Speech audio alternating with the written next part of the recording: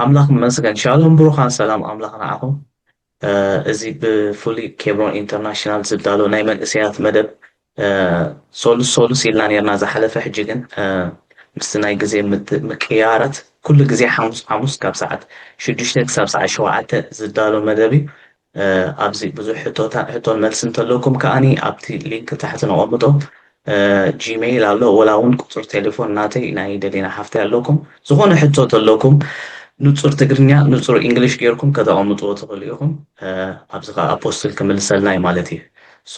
داي كده اللي أكابهم كلاتكم شير كتقبرو كم زغمانا من سياتك بتصحوا مالو تبلو حتى تاتهم كمل سولو مالو تبلو شير كتقبرو بمحرة أملاك حدد أبوستلي أنا بخا ሻሎም ጸጋ ጎይታ ኢየሱስ ክርስቶስ ፍቅሪ ኣምላኽ ሕብረት መንፈስ ቅዱሳኻትኩም እዩ ሰላም ንዓኻትኩም ይኹን ቅዱሳን ቀደም ከያፌት ወዴድና ጓሌ ሰላም ንዓኻትኩም ይኹን ዌልካም ብቐጥታ ናብታ ትምህርቲ ክንሓልፍ ካልኣይ ክፋልና ሎማዓት ንርኢ ዘለና ጸላው ምዃን ወዲ ሰብ ከም ዝበልና ማን ኢዝ ፕሮዳክት ኦፍ ኢንፍሉዌንስ ማለት ንሕና ደቂ ሰባት ብገለ ተጸለይና ብዘለና ጸሎትና ከዓ ብገለ ተጸለይማኡ ነይሮም እዚ ኢምፓክት እዚ ኔጌቲቭ ክኸውን ይኽእል ፖዚቲቭ ክኸውን ይኽእል ኣሉታዊ ክኸውን ይኽእል ኣወንታዊ ክኸውን ይኽእል ሰብ ግን ገለገሊኡ ናይ ባህሉ ገለገሊኡ ናይ ልምዱ ገለ ኣተዓባቢኡ ገለ ናይ ትወሰዶ ትምህርቲ ገለ ናይ ዝሓለፎ ጽቡቕን ሕማቕን ነገር ገለ ናይቶም ዝኣምነሎም ብጽቡቕ ኮነ ብሕማቕ ተጸሊ ሰብ ነበር ተገዲዱን ተጸልኒ ሰብ ዝነበር ኣብዚ ሎማዓት ንሪኦ ኣምላኽ ንዓና ንኹም እዩ ነቲ ፖዚቲቭሊ ወይ ድማ ብኣወንታዊ መገዲ ንሕብረተሰብና ካብኡ እንዳሰገርና ብመጠን ጸጋ ዝበዝሓና ክንጸልዩ ቀሚጥና ደሎ ካብቲ ሓደ ሲግናል ኣምላኽ ጸሎት ገይሩ ከም ዘቐመጠና ዝሃበና ማንነት ኢልና ብቐዳማይ ርኢና ነርና እሱ ከዓ ብርሃን ድብል ርኢና ነርና ሎማዓት ንሪኦ ካልኣይ ተዋሃበና ማንነት ጨው እዩ ኣብ ማቴዎስ 5:13 ቆሎስ 4:4-5 زين أبزن كلتي عند حدا تغيرنا مصحف قدوس نتوم كريستوس يسوس تسقيلو مويتو تسئلهم بلبهم آمينهم بأفهم زمسكرو حبرة سبوي دما داقم توليدهم النبلهم أنا جانو واينا نبلو إفاق أنا جانو أمات تأمراتهم ولا تولي زبلو نعو أمن تايزولهم أو مدري كريستوس يسوس بعلو خزارب كلهم تاي تزاريهو جاويلو ما قرد تدي بالله that means كتصلو تدي كيلا كتناخفون تصبح تدكيلا نتي سب ودما نتصواعي وين تدلاي بزطعم مقد كتقربلو تدكيلا صو نبعلي اترغصيل ጨው ሲተዕላማ አስሒት አላ ማለት እዩ እዚ ጨው ናይ ምስላው ተخول ኣለዋ ጨው ክንጥخልና ጸብሒ ሂደት እዩ ማዕረት ጸብሒ ኮነ ዳሕደ ግዜ ኣብዘልናዮ ኩነታት ወይ ኣብዘልናዮ ቦታ ወይ ኣብዘልናዮ ሎካላይዝ ኮይና ሂደትና ንብል ንኸውንና መጽሓፍ ቅዱስ መሰረቱ ክጅመር ከሎ ኣታ ሂደት መጓሰ ይድብል ክንጅምር ከለና ኣታ ሂደት መጓሰ ይጅምር ድሓር እግዚአብሔር መንግስቱ ክበካ ይስብል ሪኻ ካብ ሂደት ናብ መንግስቲ መጽሓፍ ቅዱስ ክዛረብ ከሎ ኣጃምራኻ ንእሽተ ተኾነ ይስብል ሪኻ መወዳእታኻ ዓቢ ክኸውን ይስብል ክርስቶስ ክመጽእ ከሎ መጽሓፍ ቅዱስ ቀደም 5 ይጽሕበሞ ድሓር ሓሳቡ ተባሂሉ ትምህርቲ ይጥዕመናኒ ስጋይ ደበልዐ ደመይ ደስተን ተባለ እዚ ነገር እዚ ሓሶት ኢሎም ከይዶም 120 መጽኦም ፋይናሊ ግብረ ሐዋርያት 14 127 ሓዲግላ ኸይድ ነዛ ዓለም ካብኦም 12 ካብቶም 12 ንመሪሕነት ሰለስተ ምጽኦም ካብኦም ሓደ ዮሐንስ ካብቲ ፍቁር ወድ መዝሙር ተባህለ ማለት ኣጸቢቑ ተረዳው ብዙሕ ነገር ካብ መሪሕዎም ከይድ ከሎ ንሪኦ እንታይ ክብል ደልየ ሓደ ወይ ድማ ሂደት ትብል ቃል ንሕዳ ኣስተውዕልና ናይ ኣምላኽ ስራሕ ዋላ ኣብ መጽሓፍ ቅዱስ ተዳሪእና ኣስተሽሾ ድኾኑ ሰራዊት 300 ሰባት ሓርከትፎም ከሎ በመሳፍንት ሸርሸ ምዕራፍ 12 መጨረሻ ነቶም ሽሾ ሰራዊት ናይ ሚድያን ዝሜዶን ፋርስ ትብሎ ማለት እዩ ከቢድ ህዝቢኡ ከመይ ገይሩ ኣልዮም ታሪክ ብ300 ሰባት ምክንያቱ ታይልዎ ብብዝሐይ ኢነግዲ ሒነ ኸይብል ይሁዳ ወይ እስራኤል ኢሉ እግዚአብሔር ናምታይ ያጽና ብሂደት እግዚአብሔር ብሂደት ይስጠቀም ከጥቀም ከሎ ባዕሉ ባሕሪ ኤርትራ ክኸፍል ከሎ ብንሽተይ ሓንቲ ዕንጨይቲ እዩ ኣብዚ ዋላ ሓደ እስራኤላዊ መካሒት ርአዮን ኢኻ ብግዝረትና የለ ሕጊ ሙሴ መኽባርና የለ መስዋዕትነትና የለ ብሓንቲ በትሪኦም ሰጊሮም ክሳዕ ተኣምራት ሎም ጽውዕዋ ዋላ ሓደ ኔጌቲቭ ነገር የለም ዛዕባቲ ኣምላኽ ብሂደት ከም ዝእመን እዩ ጎልያድ ክዝረሎም ከሎ ዳዊት ኣይኮነን ተጠቂምኮ ፊት ንፊት ኢድ ንኢድ ምስ ጎልያድ ተተሓሓዝኮ ዳዊት የለን داود سدد ونشف في حكي نتا ونشف من كاب صقام يمان قدمي دحر اقنعنا وغمبار دمصا سجي كم يغير قول يدا اكسلست بتر اموتس بحانت چنچ حلي امن وديقو كسادو خاص بغزا ارسيف تقوريطو تامرات كوي ازي املاح انت يتكم بحسنا عنا تنخ مص نالبات ابزي ሕብረተሰብ እዚ ኣብዚ ዓቕመይ ሒደት እዩ ክእለተይ ሒደት እዩ ሞያይ ሒደት እዩ ገንዘበይ ሒደት እዩ ዕድመይ ዘፋእኩ ገለ ክጸሉ ኣይክእልኒ ክጽሎ እምበር ተሰሚዐ ክኸይትሉ ሰባት ኖ በቲ ዓቕምኹም ይጠቀም ስኻትኩም ጨው ኢኹም ማንነት ረእይዎ ብዓብዩ ጨው ምድሪ ኢኹም ጨው ናይ ምድሪ ኸማን እዚ ሒደት ምዃንኩም ምልክቱ እንታይ እዩ ብጣዕሚ ከም ትጸልው እዩ ምንኣስኩም ኣይኮነን ዘርኢ ምውሓድኩም ኣይኮነን ዘርኢ ዘይምምቃዕኩም ኣይኮነን ዘርኢ ፖቴንሻልኩም ይደርኢ ጨው ግን ንበረኸት ክንከው ማለት ከምዚ ሓደ ሓውና ቀደምታይና ጨው እምበር ጉዕ ምድሪ ተባሃልኩም እንድብል ነበረ እና መረር ምነትን ጸርፍን ነውፅን ክንዘራ ኣይኮነን ፀውዕና ጨው ኢና ጉዕ ኣይኮነን ድበለ ሕው ዳበለ ሰኸደ ኮንስ ጨው ብዙሓት መንእስያት ንኸምኡ ተፀውዑ ኣብ ክላስ ተለኹም ጸሎት ኢኹም ኣብ ትምህርቲ ተዳለኹም ጸሎት ኢኹም ባይዘወይ ንብዘላ ዓለም ኪዱ ዝብል ናብናትኩም ሪጅን ይዝብል ናብናትኩም ሪጅን ዓለም ናትኩም ሸውዓተ ኮንቲነንት ይኮነን ዓለም ናትኩም ክላስኩም እያ ዓለም ናትኩም መምሃርትኩም እዮም መሳርሕትኩም እዮም ትጽልዋ ከዓ ካብ ንሓደ ሰብ ምምስካር ካብ ንሓደ ሰብ ኣርኣያ ምዃን ካብ ንሓደ ሰብ መገዲ የማን ምራሕ ይጅምር ኣብዚ ክትፈልጡ ዘለኩም ቅዱሳን ዳግም ተወለድኩም ዝመስከርኩምሉ ተራእይ ኣብ ሰማይ ሽልማት የለን ዋት ዩ ኮል ዘግዓልኩም መውዕሎ ተራእይ ኣብ ሰማይ ሽልማት የለን ዝመስከርኩምሉ ተራእይ እዩ ጸሎት ማለት ንኣብነት 3-4 ሰብ ተመስኪሙ እንድሕር መስኪርኩምሎም 4 ንክርስቶስ ተሪ ተቀቢሎም ናይ 4 ሰብ ሽልማት ኣለኩም ናይ ተሪ ተቀበሉ ናስራሕኩም ሰሪሕኩም ኣስተውዕል ኣብ ቤት ፍርዲ ከሳስ ኣሎ ተኸሳስ ኣሎ መስካራ ኣሎ ፈራዳ ኣሎ ኣብ ታሕትኻ እንታይ ኣለዉ ኣጨብጨብቲ ህዝቢ ተዓዘብቲ ኣለዉ ስኻ መስካረ ጥራይኻ ስታስራሕካ ከሰርሕ ክትምስክር እምበር ብመሰረቱ ከተድሕኑ ኣይፀዋዕካ እፀላዊ ምዃን ማለት ብኣቕብኡ ዘይመሕፋሪ ኣብ ግምት ኣተዩ ኣጆኻትኩም ጸለውቲ ኢኹም ንስኻትኩም ካልእ ክትምስክሩ ክርስቶስ ጎይታ ኢኹ ትብለዎም ጥራይ ዘይኮነ ሓደ ብርሃን ብቐዳማይ ተዛረብኒ ኣብ ጸልማት የብርህ ዝብል ብርሃን የምባልኩም ኣይኮነን ጨው የምባልኩም ኣይኮነን ክሕሱ ጸኒሖም ብሓቂ መንባርኩም كحامي تصنيحون بناء دام مباركم إنه كفاءات كوينهم يوهات مخانكم أفتتوعلوا وعلو بالزح نمام هرانو من أطرحتهم كتصرفوا أي فالك كتنقدوا مخالكم فلات مخانكم إزبا علي جاوي إزبا علي برهاني كريستوس إلكام مسكارت رأي لكونس نات كامنت مغلاتونا بقمدة تقال لأيو you are blessed بزي برهانكم كبير رتسألوا تسكون تخيليكم بقادتها نات next program كل حد فينا واو amazing ትምህርቲ ነይሩ ኣፖስትል ጎይታ ባረኽካ thank you ብዙሕ ክንወስድ ኢና ብዙሕ ክንዓቢ ኢና ስኻ ንዓና መሰረትና ኢኻ ኣባኻ ኢና ናይ ሓቂ ጎይታ ባረኽካና ደስ ዝብል ትምህርቲ ነይሩ ኣይሆፕ ኩሎም ኣሕዋተይ ከምዚ ኣነ ዝወሰድክዎ ወሲዶም ኣለዉ ኣነ ጣንያ ክጅምሎም ማዓንቲ 3 ሕቶታት ኣለዋኒ ሽውዓ ናብያ ፊት ክንቅፅል ንወስኻ ኣለዎ እታ ቀዳሚት ሕቶይ ሓደ መንእሰይ ከመይ ገይሩ ኣካላዊ ንፅህንኡ ብውሕስነት ክሕዞ ዝኽእል እንታይ ትብለና ነገር እዚ ኣፖስትል هو ኣካላዊ ንጽህና ኣብ ሓደ መንእሰይ ዓብ ግደ ኣለዎ ሓደ ግደ ኣለዎ መብዛሕቲ ግዜ ኣካላዊ ንጽህና ሕጂ ብዛዕባ ድሓር ሜሬጅ ክንመጽኢና ብዛዕባ ድሓር ቆልዓ ምውላድ ብዛዕባ ድሓር ብዙሕ ናትና ሶሳይቲ ናትና ሕብረተሰብ ካብ ተዓብያና ጀሚርካ ጽቡቕን ሕማቕን ሒዝና ዝተዛዕበና ከመይ ክንፈልዮም ዘለና ያህሉ ኩነት ፍላይ ካብ ምዕራብ ዓለም ማለት እዩ ሕጂ እቲ ጽሬት ግደ ኣለዎ ንጽህና ግደ ኣለዎ ሓደ ግዜ ሓደ መንእሰይ ክምርዖ የድና ሓደ ፓስተር ረቢሽዎ ና ክምርዖለኒ ሕጂ ጓል ሰብ ዝሕዘሉ ግዜ ኣኺለ እዩ ዕድመ ኢልዎ ስኻ ዕድመ ይኮነን እኮ ድምርዖ ኢልዎ ዕድመ ይኮነን ርእሲ እኮ እዩ ድምርዖ ኢልዎ ኣይተረዳእኒ ኢልዎ ማለት እስኪ ንገዛኻ ክመፅእ ኢልዎ ብኣርባዕተ ሻይ ተስተየና ኸ ኢልዎ ሕጂ ናብ ሓደ ነገር እዩ ጓል ሰብ ጀሚሩሎ ሪሌሽን ድሓር ምስ ከደ ትገዝኡ ኣይእቱኒ ብጨና ኢልዎ ካብ መጀመርያ ጀሚሩ ካልሲ ኣትብታ ኣብ ደገ ብድንገት ዝመጻኸው ከዓ መስለኒ ኢሉ እተን 3 ሚግ ንብለን ምሽ ኣለዋ ዘን 3 ሚግ ንብለን ኣገደስቲ ኩሉ ሻይና ንዛረበለን ሓደ መንእሰይ ደጋተመና ኩሉና ደቂ ተባዕትዮ ከዓ ፍላይ ዘን 3 ሚግ ደቂ ኣንስትዮ ቀልጢፈን እንድፈልጠን ማለት እዩ ፍላይ ከዓ ናብ ሪሌሽን ቅርምፃና ተንቃ ቀዳሚት ሚግ ጨናየን 3 ናይ ኣፍ ጨናያ ተኸለይተ ናይ ትሽትሽያ ታሳሰይት ናይ ካልሲያ እዚን ደቂ ኣንስትዮ ክጻወረአን ዘይክእላ ኣብ ሪሌሽን ተልና ዋላው ናብ ሕብረተሰብ ተልና ብብዙሕ መገዲ ክመጽእ ይኽእል እዩ ግን ቀንዲ መጽእ ብደይ ምጥንቃቕ ቀንዲ ብድምታ ሕጂ ቅድሚ ዝኾነ ደገ ምውፃእና ምስ ሕብረተሰብ ኣይሶሴት ምግባርና ተመን እሰያት ቅድሚ ከዓ ወዲ ተኾንካ ናትካ ጓል ምሕሳብ ታጓልካ ኣብዚ ክዛረብ ኣይድልናተን ከዓ ካሊእ እዩ ሳ ከዓ ቅድምና ከወድክ እቲ ኣካላዊ ንጽህና ወሳኒ እዩ ኣካላዊ ንጽህና ጨጉርኻ ምጥቕላል ኣይኮነን ኣካላዊ ንጽህና ፍሪዝ ምግባር ኣይኮነን ጨጉርኻ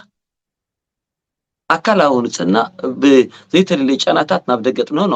ፐርሰናሊ ካብ ገዛ ይጅምር ማለት እዩ ካብታ ውሽጣ ጠኻያ ትጅምር ኣካላዊ ንጽህና ኣብ ደገ ተርእዮ ክስታይ ኣይኮነን ንዝኾነ ሰብ ኢምፕረስ ክትገብር ተርእዮ ክስታይ ኣይኮነን ኣብቲ ገዛኻ ውሽጢ ሰቆሎ ብደሳል እንተ ኣትዩስ ከመይ ቸካውት ዝግበር ገዛና ብድንገት ከመይ ቶ መንእሰያት ይብለኩም ደለኹ እዚ ወሳኒ እዩ ምስ ሕብረተሰብ ደራኽበና እዩ ወሳኒ እዩ ምስ ጓል ሰብ ምስ ወዲ ሰብ ደራኽበና እዩ እዛ ኣቲና ክንዛረብ ወይና ግን ኩሉ ሻ your dress is your address ብሉኻ your dress is your address ኩሉ ሻ ሲግናል እዩ ሲግናል ትመፆ ደለኻ እቲ ትኾኖ ደለኻ ብደገ ምዃን ምክንያት ኣሎና ውሽጢ ኣቲና ግን ጥንቅቕ ክንብል ኣለና ኣብ ኣካዳድና ምስ ኩሉ ወዲ ሰብ ኣብዛ ዓለም ኣብ ደገ ምስ ወፃና ናይ ውሽጢ ወዲእና ከዓ ዋላ መፅሓፍ ቅዱስ ሰዓብትናን ሰዓብቲ ጎይታን ኮንኩም እዩ ዝብል መጀመርያ ሰባት ንሰባት ይምስዑ እዚ ማለት ልቦም ተረቲዑ ክንሱ ዋላ እውን ኣካይዳኻ መገድኻ እንተሪኦም ምልስ ትብሉ እንታይ ኢሉ ዶ ንዓኻ ይርእዩ ኸ ሰብ ንሰብ ርእዮ እዩ ሰብ ንሰብ ይዕዘቦ እዩ ኩሉ ነቢይ ንብል ንምንታይ ዲና ኦፊሻሊ ብኣምላኽ ተሾሙ ዘይኮነስ ኩሉ ረኣያ እዩ ንምባል እኮ እዩ ረኣያ እዩ ብኣእምሮ እሲብ ክሻራ ላይ ዝገብሩ የኽደኒ ድዩ ኣይኽደኒ ድዩ ክቐርቦ ዶ ኣይቀርቦ ኣብቲ ከባቢ ኻሲ ኣብቲ ከባቢ ንጽህና ኣብዚ ኖርማል ብቐዳማይ ኣለኩም ነይረ ኣብቲ ቤተ እምነት ተመፂና ሕጂ ንኣብነት ናብ ይሖዋ መስኻኽር ዝበሃሉ ወይ ድማ ዞም ሞርሞር ዞም ናይ ኣሜሪካን ወይ ድማ ገለ ቤተ እምነታት ስለምንታይ እዮም ትደጋው ንጽህና ከም ስርዓት ክራባት ባድላ ገይሮም ሰብ ክቐርቡ ዝግደዱ ሕጂ ኣነ ናይ ጎይታየ ድፈልጦ የብለይን ልበይ ጥራይ ንጽህና ንብሎ ኣሎ እንድዩ ሙቆት ደዛረበና ብዙሕ ኣሎ ግን ኣይከይድ ብዙሕ እሶም ፐርፐዝ ሊኦም ከምኡ ዝገብርዎ ተኣፕሮች ወሳኒ እዩ ኣትሊስት ደገ ክትከፍተሎም ኣለካ ማዕፆኦም ዝኸፍሑ ገዛኻ ከኣቱ ጥራይካ ትብህግ መንነቶም ከይፈለጥካ መጀመርያ እቲ ኢምፕረስ እዩ ዝመጽ ካው እቲ ልቢ ክትከፍት ኣእምሮ ክትከፍት ትግደ ማለቶም እዩ ወይ ንኣብነት ኖርማል ናብ ባንክ ከባቢ ተለኣ ኸይድና ስሩዕ ሕጋዊ እዩ ስእልካ ድሌትካ ትኸዲንካ ዘውልካ ክትኣትዩ ትኽእል ኢኻ ንምንታይ ካስተመርስ ኪንግ ስለ ዝብሉ እቲ ካስተመር ንጉስ ኢሎም ስለ ዝኣምኑ ክዓግብ ትኽእላሉ ብዘረባኻ ኖ ብወረቐትካ ኖ በተማልኦ እንትህቦም ሓገዝ ቴክኒካል ቅድምሱ ስብሉኻ ቅድምሱ ክሪኡኻ ከለኹ ዓብሎ ርኢኻ ሕጂ እቲ ደጋዊ እቲ ክስታይሲ ምስቲ ምናልባትን ሓሙሽተ ነገር ክዛረቡ ናብቲ ካልእ ትሓልፍ ምስታት መምህርካ ወይ ምስቲ መምህርካ ኣለዎ ሪሌሽን ታይ ፍልጠት ትንገረኒ ፍልጠት ቀሲመ ኸይድ እዚ ጉዳይ ኖ ዳሓን ንዓ ስምዓኒ ኣለዎ ርክብ ኣለዎ እታ መምህርካ ክትሪአካ ከላስ ኣናላይዝ ትገብሩ ናይ ገዛ እርሳ ትወስዶ ነገር ኣሎ መምህርካ ክትሪአካ ከላስ ናይ ገዛ እርሳ ቲፕ ትወስዶ ነገር ኣሎ ክዛረበካ ግን ኣይትኽእልና ዋላ ትሕጉን ኣይፍቅደላኒ ናቱ ዋላ ዓድ ዓይነት ሕጊ ካብ ኣካዳድንኡ ተጀምር ክጃጅ ግበርዮ ዝብል ሓቂ የለን ግን ኣብ ኣእምሮ ተቐመጠ ነገር ኣሎ ኣብ ኣእምሮ ተመምህርካ ተቐመጠ ነገር ኣሎ እጽቡቕ ስራሕ ትኾንካ ካብ ስራሕኻ ጀሚሩ ካታተለካ ኣሎ ዋላ ስራሕኻስ ደኹራዕ ሰራሕተኛ እዩ ዝደሊ እታ ስራሕትካስ ተኹራዕ ሰራሕተኛ እያ ዝደሊ ዋላ ናይ ገዛ ሰራሕተኛ ኮንካ ማለት እዩ ተኸላኣይ ንገዛ እርሳ ጥራይ ኮንካ ትነብር ነቦኻ ነዴኻኑ ትነብር ኢኻ ሊተራሊ ጽቡቕ ኮንካ ክትረአየሎም ደሊ ሊተራሊ እቲ ሳልሳይ ነቲ ትውክሎ ሕብረተሰብ እውን ኣሎ ተኸይድናኮ ንኹሉ ኮይ ንባዕልኻ ንስራሕካ ዘለካ ክብሪ ከዓ ወይ ንትምህርትኻ ዘለካ ክብሪ ከዓ የርኢ እኮ እዩ ብሓፅር ግን እንታይ እዮም ዝብሉኻ ንጽህናሲ ናይ ኣእምሮ መስትያት እዮም ዝብሉኻ ወይ ድማ ንሓደ ሰብ ርእሱ እንታይ ሓስብ ክትፈልጦሲ ንጽህንኡ ረኣዩ ዝብሉኻ ኣሎ ሕጂ እዚ ሪፍሌክሽን እዩ ማለት እቲ ትኾኖ ምዃንሲ ሪፍሌክሽን ናይ ተገዲድካ ደይኮነ ዝብልና ንጽህና ወሳኒ እዩ ብኣጋጣሚ እውን ጓል ኣንስተይቲ ወይ ወዲ ተባዕታይ እውን ነዚ ኣብታ ኣካላዊ ዓለም ከምኡ ስለ ዝገብሮም ደቂ ተባዕትዮ ሊተራል ተኣካላዊ ንምትላል ጥቆምሉ ንምንታይ ድዩ ኢምፕረስ ዘለዎ ሓይሊ ዓብ ስለ ዝኾነ ስለዚ ካብ ውሽጢ ጀሚርና ማለት እዩ ክሳዕ ደገ ንጽህና ወሳኒ ኢምፕረስ ናቱ ብጣዕሚ ከቢድ ቴንክ ዩ ኣኮስተር ትኽክል ተመሊስህላላ ናይ ባሕቂ ኣገዳሲት ነጥብያ ህይወት ክሳዕ ዘለኻ ንጽህና ኣገዳሲ ነገር እዩ ወላ ምስ ትረኽቦም ሰባት ኣብ ብዙሕ ነገር ማለት እዩ ከምዝነካ ስለ ዝኽእል ና ቴንክ ዩ ተባረኽ ካልኢት ሕቶይ ከዓኒ ምስ ኣህዛብ ኣብ ደገ ዘሎ ርክባት ማለት ምስ ዓለማውያን ዘሎ ምሕዝነት እንታይ ትብሎ ወይ እንታይ ዓይነት መልእኽትነት መንእሰይ ክተመሓላልፈሉ ትኽእል ኣብ ስራሕ ኣብ ትምህርቲ ኣብ ዝተፈላለዩ ቦታታት ምስ ዓለማውያን ንራኸብ ኢና ትራኸብ ኢኻ ሕጂ እቲ ንምስረት ምሕዝነት ከመይ እዩ ወይ እንታይ ክንጥንቀቕ ኣለና እንታይ ትብለና እዚኣ ሕቶ እዚኣ ቴንኪዩ ከም ኣመንቲ ሕብረተሰብ ዳግም ከም ተወለድኩም ቃል ንቃል ቁርተሰንብድ ቃል ክጥቀም ግን ከብርሃ እየ እሱ ከዓ ምስ ዓለም ሕበሩ ኣነ መብዛሕቲ ግዜ እዛ ዓለም ትብል ኣብ ባይብል ስኩል ተማሃሩናትና ሰባት ኦረዲ ተማሂሮም እዮም አይ ቲንክ ደልና ጓል ክላስ ኣለኽ መስለኒ ተማሂሮም እዮም ብግዳም ተሎ ግን ሓንቲ ቃል እንዳሰማዕና ዝዓበና እዚኣ ከይትጥቃዕ ካብ ዓለም ተፈለዩ እዚ ሕጂ እንታይ መሲልና ካብ ኣደደ ጎይታ ተቐበለት ኣቦ ጎይታ ተቐበለ ሓዊ ሓፍቲ ቤተሰብ ኣዝማድ ወይ ድማ ተጠቂ መምሃርትኻ መሳርሕትኻ መታዕቢትኻ እውን በቃ ምህዳም ኣይትልገቡ ተባሂሉ እዩ ምስቶም ኣመንቲ ሕብረተሰብ ጥራይ ንኣምላኽ ዘፍቅሩ ትብሎም ጥራይ ከምኡ ይኮነን ቀዳማይ ብዛዕባ 5 ናይ ዓለም ትርጉም ክርኢ ቅልጥፍ ኢልና ማለት እዩ ቀዳማይ ዓለም ማለት ኮስሞስ ትብል ትርጉም ኣለዎ ናይ ግሪክ እዚ ማለት ከዓ እቲ ፎሎን ወርልድ ማለት እዩ ወይ ድማ ናይ ሓጢኣት ዓለም ርክሰት ማለት እዩ እዚ ካብዚ መፅሓፍ ቅዱስ ርክሰት ኢሉ ኣስተውዕል ካብ ሰብ ኣይበልኩን ካብቲ ርክሰት ኢኻ ትእለ ርኩስ ዘረባ ርኩስ ኣካይዳ ርኩስ ዋቲኮል ውዕሎ ካብዚ ተፈለዩ ኢሉ መፅሓፍ ቅዱስ ያዕቆብ 4:4 ንዓለም ነቲ ብዓለም ዘሎ ኣይትፍቀሩ ማለት እዚ ነቲ ርክሰት ዓለም ተኻላይ ኤትኖስ ይብሎ እቲ ኤትኖስ ማለት ከዓ እቲ ትምህርቲ ዓለም ትኸይድ ዲኻ ዘለኻ ትምህርቲ ናይ ዓለም ኮይኑ ኣምላኽ ኣይኮነን ዝተርሐ እኮ ይኸደለኽ ናይ ኣምላኽ ኮይኑ ናይ ዓለም እኮ ኣይኮነን ኦኬ ግን እንታይ ኤትኖስ ተቐደሰ ወይ ድማ ተቐደሰ ሰማይ ዶ ተቐደሰና ዘይኮነሲ ኣትሊስት ንኣምላኽ ክሕዝን ዘይክእል ስራሕ ዓለም ትምህርቲ ዓለም ማለት እዩ ሕጂ ካብዚኣ ኤትኖስ እዚ ካብኦም ሓደ ፓርታይ ሰባት ኣለዉ ክትዕሎም ትኽእል ኢኻ ሸኽሰት ትኽእል ኢኻ ደቂ ሰባት ማለት ከማኻ ግዶ ኣቦን ኣደን ሓውን ሓፍትን ቤተሰብን ኣዝማድ ሰባት ምሳኻ ሸኽሰት ትኽእል ኢኻ ድሕሪ ፀገም ይብሉ ርኢኻ ሕጂ ካበይኻ ትፍለ ካብቲ ዋትኮል ርክሰት ዓለም ተኻላይካ ኤትኖስ ኢልናዮ ሳልሳይ ኤጅ መፅሓፍ ቅዱስ ንዕድመ ዓለም እዩ ዝብሎ ዘመን ድብሎ ያዕቆብ ገላትያ 4:4 ዘመን ድብሎ ካብዚ ሕጂ ዘሎ ዘመን ሓሙሻይ ከዓ ሰማይ ምድርን እዚ ክሪኤሽን በዓሉ እኮ ዓለም እዩ ዝብሎ መፅሓፍ ቅዱስ ሰማይ ምድርን ዓለማት ዝብሎ ዘፍጥረት ሓደ ዕብራውያን ከዓ 11:1-9 ዓለማት ዝብሎ ካልእ መፅሓፍ ቅዱስ ዕብራውያን 4:6 ቃታት መፅእ ዓለም ኢሉ ከዓ ካልእቲ ዓለም ከዓ ፅዋዕ ኣለና እሱ ዘይረኣናይ ዓለም ኮይኑ ደልየ ደለኹ ግን ሕጂ መፅሓፍ ቅዱስ ሮሜ 12:1 ክልተ ምሕዳስ ሓሳባት ተለወጡ ነዛ ዓለም ኣይትምሰልዋ ድብል ንርክሰታ ንኽፍኣታ ንምንዝርናኣ ንሕሶ ንስርቀታ እምበር ምስ ዓለማዊ ክትቀርቡ ኣለኩ መንእሰያት ምስ ናይ ቸርች ሰባት ጥራይ ድሓር ቸርች ሰባት ኣብ ዘይርከብሉ ወይ ኣብ ዘኾሪኹም ወይ ቸርች ኣብ ዘይብላኣ ትርከቡ ናብ ጭንቀት ገጽኩም ምኻድኩም ይተርፍ እዚ ትምህርቲ ዝተጠንቀቐሉ እንታይ ዳይ ትገብር ነጉድ ወይ መፅሓፍ ቅዱስ ዛረብ ከሎ ነጉድ ወይ ሕማቕ ዕርክነት ንፅቡቕ ልማድ የጥፎ እዩ ዝብል መፅሓፍ ቅዱስ እዚኣ ቀዳማይ ቆሮንቶስ 10:33 ፈሊና ተወሲድናያ ብዙሕ ሓሳባት ዝተጥቀሙላ ክንጋገይን ኣብኡ ትንሳኤ ክርስቶስ የለን ዝብሉ እዩ ዝብል ድኽሕዱ ምስኦም ኣይተቕረቡ እዩ ዝብል ሕጂ ኣብ ጉዕዞኻ ግን እንዳበላዕካ እንዳሰተኻ ምስ ዓለማዊ ተውዒልካ እሞ ይፀልወካ ተደኣ ኣሎ ክትፅሎ ተጀሚርካ ድኻምናትካ ትሃድም ጥራይ ደለካ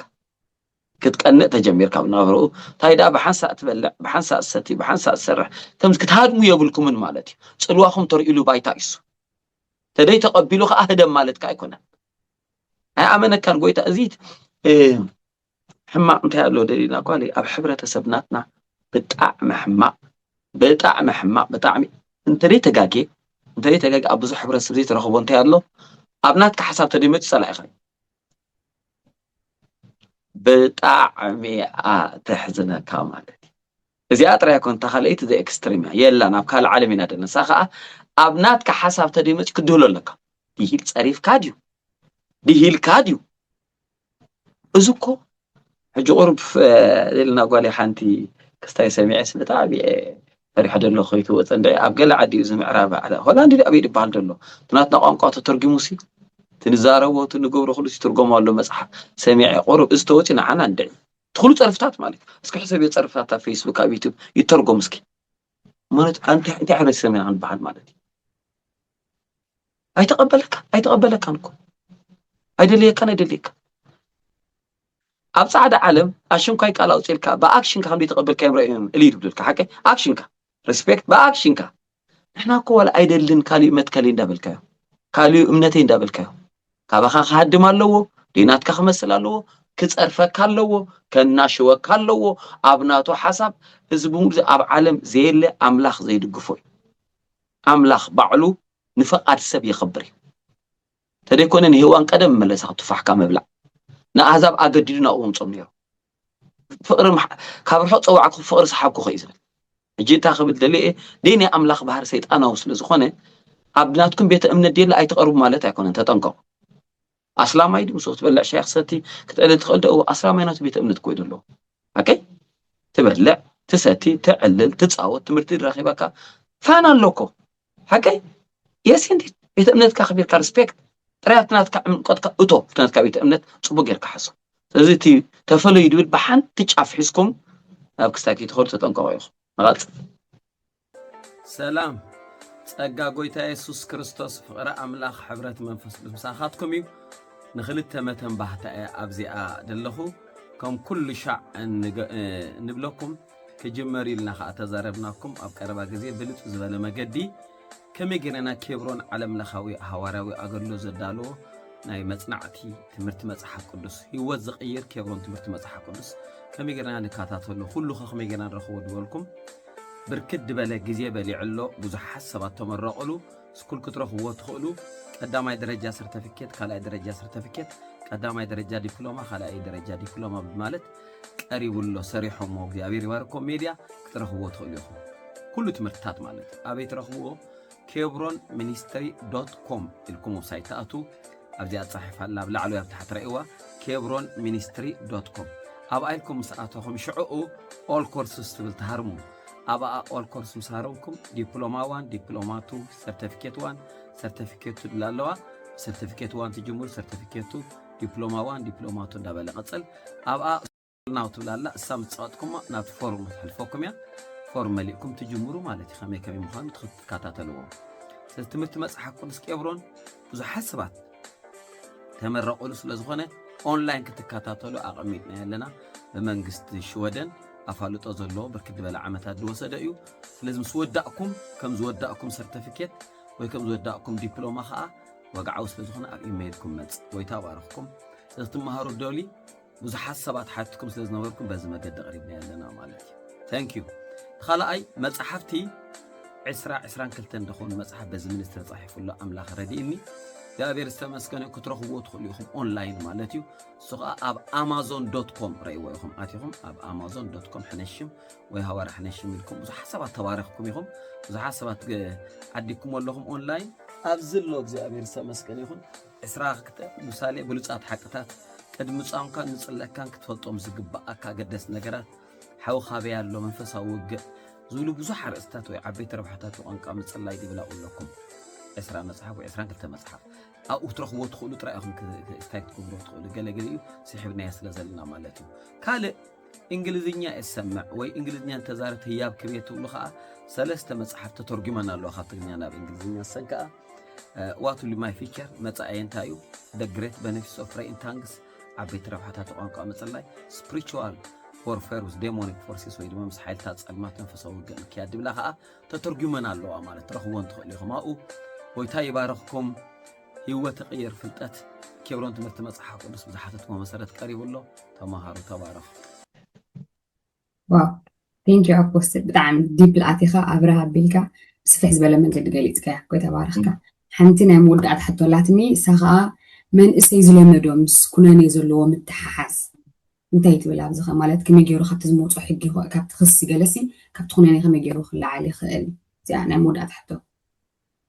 ታንክ ዩ ሌና ጓል መንእሰያት ኣብዚኣ ክትፈልጥዋ ዝግባኣኩም ማለት እዩ ንእስነት ዕዳ እዩ ዝብል ኣዘራርባ ኣብ ዓድና ዕዳ ኣለኩም ማለት ኣይኮነን ታይዳ እዩ ሓታቲኻ ብዙሕ እዩ ማለት እዩ ንእስነት ዕዳ ማ ደላይኻ ብዙሕ እዩ ትእወዶ ነገር ኣለካን ማለት እዩ ኣብቲ ቀዳማይና ተፊሰዮ ሰይጣን ደልየኩም ሰባት ደልኹም እግዚአብሔር ደልኩም ብጽድቅ ናቲ ተዕድመት እግዚአብሔር ክትቆምወል ደልዩ ኣብዚ እዋን እዚ ኣይካን ድብል ናይ መንእሰይ ቋንቋ እዩ ናይ ውሽጢ ቋንቋ እዩ ይኽእል እየ ስለዚ መንእሰይ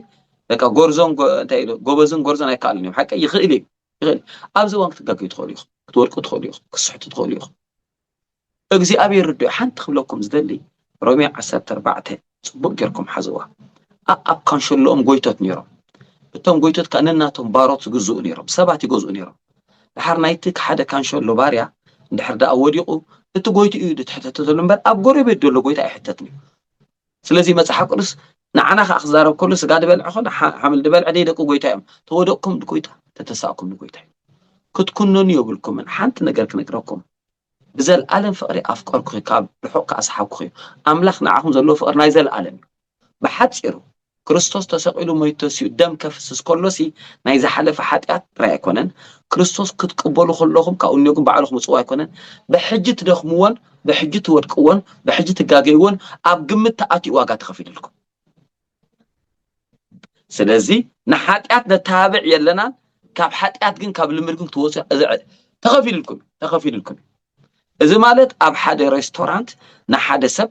ናይ 7 ዓመት ከፊልልካ ማለት ክሳዕ ትሓምም ብላዕ ማለት ደይኮነሲ ከም ዘድልየካ ክትበልዕ ትኽእል ኢኻ ማለት ከም ዝኾነ ካብ ምንታይ ካብ ስክፍታ ናይ የብለይን ድብል ካብ ስክፍታ ክጠሚዕ ድብል ካብ ስክፍታ ኦሮማይ ድብል ክወፅእ ከም ተሓገገት ትሕጊ እሱ እውን ባዕሉ ኤክስትሪም ምብላዕ ከም ዘድልዮ ስለ ዝርዳእ ልክዕ ከዓ ናይ ዝሓለፈ ናይ ዘሎ ናይ ዝመፅእ ብሙሉ ዋጋ ተኸፊሉ ክንብል ከለና እስኻትኩም ካብ ክሲ ነፃ ኢኹም ዋጋ ተኸፊል እዩ ዘደይ ሓጢኣት ጌርኩም ዝወደቅኩም ብላ እዋን ሽምኩም ክፅዋዕ ከሎ ድረኣየልኩም ዕብራውያን 9:24 መፂኡ ክርስቶስ ድረኣየልኩም ኣነ ዋጋ ከፊለሎም ኣብ ክንዲ ሽምኩም ሪፕሬዘንታቲቭ ናትኩም እዩ ሰማይ ናትኩም ወኪል እዩ እዚ ምናልባት ገለ ልምታት ሎም ትኽእሉ ኢኹም ትምለሱ ከዓ ትጋገዩ ትኽእሉ ኢኹም ትምለሱ ከዓ ተሓቢእኩም ከዓ ይትግበርዎ ከምዚ ገይረ ብሎ ኣጆኹም ዋላ ሓደ ፀገም የብልኩም እቲ ብሕቡእ እንዳተሰቃኹም ትሰቃይ እንዳዓበየ ናብ ካልእ ከይመፅእ ዋላ ሓንቲ ኣብዚ ጋጣሚ ዝኽብለኩም ክርድልኩም ድኽእል እዚ ኣነ ዝመረዶ ኣለኹ ክምህሩ ናብ ዝኽእሉ ቤተክርስትያን ትከዱ ጥራይ ዝለዋወኩም ዝኽእል ናቱ ወይልኻ ጠፋእካ ተጠንቀቕ ኦሮማይ ድሕሪ እዚኣ ተስፋ የለን ናብ ዝብሉ ሰባት ምናልባት ከይፀዓዓንኹም እንደገና መምሃራን ክትፈልዩ ይግባእኩም ሻሎም ቴንክ ዩ ኣፖስትል እዚኣ ሕቶ እዚኣ ኣገዳሲት ፕላስ ንኩሉ ሰብ ከዓ ኣብ ርእሱ ኮሽን ማርክ ትገብረሉ ዓይነት ሕቶ እያ እና ኣይሆብ ኩሎም ወሲዶም ክኾኑ ኣነ ብግምፂ ተመሊስ እየ ማለት እዩ ጎይታ ባረኽካ ሕጂ ናይ ያፌት ሓቢር ያ ኣምላኽ ይመስገን ኣፖስትለይ ቴንክ ዩ ስለቲ ግዜኻ ከምቲ ኩሉ ግዜ ዝብሎ እንታይ ድብል ከምዚ ጌርካሲ ምሻሎ መንእሰይ ኣብ ልብኻ ተቐሚጡ ከምዚ ሞጎስ ረኺብናሲ ሕቶታትና ክትምልስ ግዜ መሃብካ ኩሉ ግዜ ብሽምቶም መንእሰያት ተወኪለ ቴንክ ዩ ክብለካ ይደሊ ማለት እዩ ሶ ከምቲ ናይ ልሙድ ኣነ ናይ ናተይ ሕቶ እንታይ ኣሎ ማዓንቲ ኣፖስትለይ ሲሪየስ ክስተያኻ ማለት እዩ ብፍላይ ከዓኒ ኣብዚ ናይ ሕብረተሰብና እንታይ ይረአ ኣሎ ብፍላይ ከዓ ኣብቲ ናይ መንእሰያት ነብሶም ኣብ ምጥፋእ ጥራይ ደይኮነ ከዓ እንታይ ኣሎ ነቲ ኣብ ከባቢያ ወይ ፓርትነር ክኾን ይኽእል ወይ ፈታዊ እዮም ክኾን ይኽእል ዳርጋ ከምዚ እንታይ ዝበሃል ብድሕረይ ሳዕሪ ትብቆላ ኣሎ ምሽ ለኻኺሞም ክኸዱ ገለ ንርኢ ኣፖስትለይ ሕጂ እዚ ከም መንእሰያት መጠን ኣብ መንእሰያት ከዓ ብብዝሒ ስለ ዝረአ ዘሎ ኣብቲ ሕብረተሰብናሲ እንታይ እዩ ጠንቂ ናብ ከምኡ ዘእትዎ ዘሎ እቲ መንእሰይ እንታይ ይኽእል መፍትሒኡ ክትብለና ትኽእል ኣብ ሰለስተ መቂለ ክሪአኒ ኣብ ሰለስተ ጠንቂ ናይዚ እንታይ እዩ ምልክታቱ እንታይ እዩ እንደገና ኸ ኣፈዋውሱ ብመጠኑ ክንርኢ ማለት እዩ ቁፅሪ ሓደ ጠንቆም እንታይ ካበይ ይብገስ ነምበር 1 7 ነጥብ እየ መብዛሕትኡ ግዜ ኣነ ኣብ ሓደ ግዜ መንእሰያት ከገልግል ከሎ ክሪኦ ከለኹ ድረኽቦ ማለት ቁፅሪ ሓደ ናብዚ ወዲ ሰብ ባዕሉ ሂወቱ ሕሊፉ ክህብ ሕጂ መንእሰያት ጥራይ ደይኮኑ ማለት እዩ ወዲ ሰብ ባዕሉ ብሓፈሻቲ ሶሳይቲ ርእስካ ሓሊፍካ መሓብ ካበይ ይብገስ ካብ ተስፋ ምቑራፅ ቁፅሪ ሓደ ተስፋ ምቑራፅ ከዓ ንሓደ ነገር ተዳጋጋሚ ፈቲኖሞ ዝኾነ ኣክቲቪቲስ ክኸውን ይኽእል ዝኾነ ወርክሾፕ ክኸውን ይኽእል ዓይነት ዝኾነ ዋት ኮል ዲስ ኮርሳት ክኾን ይኽእል ካብ ንእሽተይ ተጀሚርናያ ማለት እዩ ካብኡ ንላዕሊ ከዓ ተስፋ ዝገብርሉ ምህሮታትን ኣካይዳን ሓዳር ናብራ ክኸውን ይኽእል ቢዝነስ ክኸውን ይኽእል ኮታ ንሓደ ነገር ተዳጋጋሚ ምስ ፈተንዎ ተዳጋጋሚ ከዓ ፌይል ምስ ገበረ ልዕሊ ዓቕሞም ምስ ከደ ናይ ምንባር ትርጉም ወይ ድማ እንታይ ይርድኦም ኣነ ክኸውን ዘይክእል ሰብ ኦሮማይ ናብ ዝብል ምፅእ እንታይ ይብሉ ገለገለ ሰባት ሰብ ንሓደ ነገር ክሕዞ ከሎ ካብ ኣፋፍኖ ጀሚርካ 95% ስፍራ ከም ዝህቦ ይዛረቡ እሞ ብመጠን ፈተናታቱ ደዛየደስ እንዳቐነሰ መፅእ ብሉኻ ናብ 90 ናብ 80 ናብ 7 ዲግሪ ናብ 0 ክመፅእ ከሎ ዓብ ሲግናል ተብታሓ ንሪአን ክንርኢና ናብ ካብ 0 ናብ ኔጌቲቭ ክፅኺድ ከሎ ተሕሊፍካ መሃብ ርእስካ ትመፅእ ብሉ ታተስፋ ምቑራፅ ወሪዳስ ካብ 0 ናብ ኔጌቲቭ ገፅካ ተመርሕ ከላ ታ ሲግናል ታሕቲ ሽዑ ርእሱ ድህቡ ብሉኻ የለን ማለት እዩ ወዲ ሰብ ኣብዛ ዓለም ብዘይ መግቢ ክነብር ይኽእል እዩ 40 መዓልቲ ተባሂሉ ኣሎ بدي مسته أتليس 3 معلت خحلف خل 3-4 معلت بكركر الله ودي سب بدي سب كنبرو الدخل أعمتات الله ودي سب كنبرو زي كإلف لخا بدي تسفح حنت مايكرو سكند خنبرا كلمي تا تسفح خب زيرو ناب نجيت تنقل كلا حنت مايكرو سكند خنبرا كلمي ما اللي هيق أولخ من بريته كل سب نبرو قال تسفح له قال إذا مجمريا تسفح مقرات جاء أفتو مالا لساقور تزنطا زيا تاد أنكيا تا خلي تخا زي قرعي ويدما زي قنع زمدنا زي انت زي قنع زمدنا انتينا نقول أبزي جروب تريك كل خبز عادي إذا جروب تريك تاعي مالتي نسيركا كم زي جروب تريك تي توم أسوسي تجبر كيوم صباحسي مستناتك حلمي مستناتك رأي مستناتك حسب مستناتك أجندة زي كل صباحي جاء أفتو مجمريا تصلوا خط زي اللي خطقربهم دحرجن كم تعمتي دولار نبركو لا تسأل خطة مسيحة تهدم دولار نبركو تدحرجن بقى عاد لا ينتنا هو ديولو على لهم يدلك هذا كم ذلك عجي هذا حد جزء كلنا يكونان حدا دلوا سبيتي مستفاد حد كتصال مركب صارت تبرك على الحساب كتصال مرخاب مخاء بزحانة زي فتحات اللوا قال لي أنت فاتحة بتعامل نقرأك يمعدخ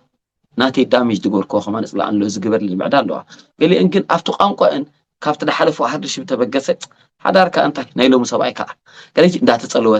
دا تصلوت شو دي ما عندي تخبز حلا خلو سبعي تدي سمعته بقدر بس same time جروب تريك اللي دلنا خميو مستناتك حلمي مستناتك رأي مستناتك وعلو مستناتك بلان زي كده سبات أسوسيت مقبار تلسوم تزاربوا خانقا دربوا حساب ذنبوا مصحفتي زخدوا أيد زي ولا كايدا دحرنا ويح تصلوك دحريو حلمتات كونسل زي اللي زي قرعي ويد محمد زمدنا ناب كستاي كم تاكا خلي ناب محنات خم تاكا خلي هو تاد لي خمزي بالله امزارو خو او لايف تايم لايف دا لايف كلايف دبل من باري انجويمنت امبركاله ولا حنتي اسخ حجي مستحلمتات كان رأيات كان زي كيد مجمرات فلو ما تخيلخا امون قطع عساس لزلكا مخا عدمس لزخدكا مخاتم امن وات كولتي دقرب كاي ويدلخا اجنداتات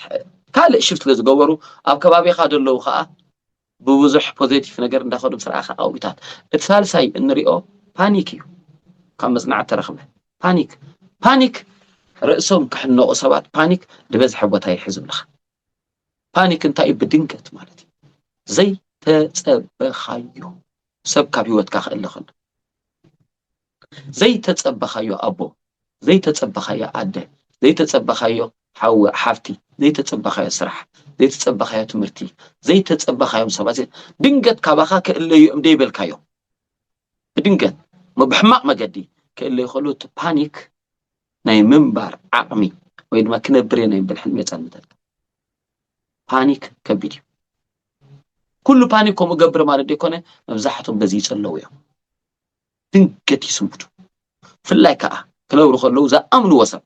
زا أمنوا عركة تأمنا عركة وي تأمنا سبعة وي زا أمنا عركة وي زا أمنا سبيتو بدنقت مالك بدنقت ويد ما بتقابي أم دلو ودات كسد كلا أكو أدلو أول كسد كله ويد ما خز زيون كم زيون سبات كم سرعات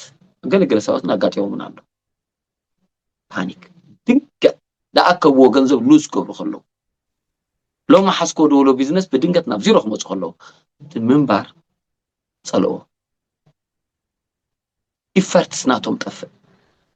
كم بحدش كم قلعة كم تقول ده أن جمارة لازم أصله قند ساعات هو نجار تنفاس كذا اللي تسفانه